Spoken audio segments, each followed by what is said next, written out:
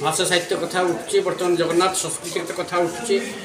खाली राज्य में कहीं केन्द्र में राम कथा उठुचे राम ना शुणुचु आम जगन्नाथ ना शुणुचु आम आम मान कलेज मान जावाक सुजोग मिलूँ आ कौन धन्यवाद जनइबू सरकार जो उद्देश्य हो करुँच तो डाकुंत तो 2024 उद्देश्य थी अस्वीकार करूँ अच्छी ही आम डाकुंत आम खुशी बस से जो भाषा सम्मेलन अच्छी दीर्घ वर्ष होता आसना फेब्रुआरी क्या सम्मेलन कार्यक्रम हो सम्मेलन कथा पुणी कह जहाँ 2024 तो मन पड़ी ना ये हूँ बड़ कथा मन पड़ी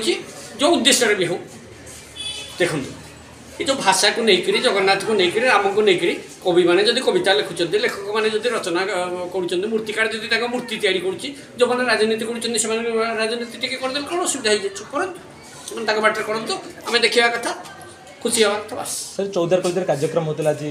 आप आसते अतिथि भाव में कौन कहे कॉलेज को लेकिन जहाँ कहवा कथा पंचर कही सारी कॉलेजटा भल कॉलेज आ पिला माने भल जगह बढ़िया लगे धन्यवाद।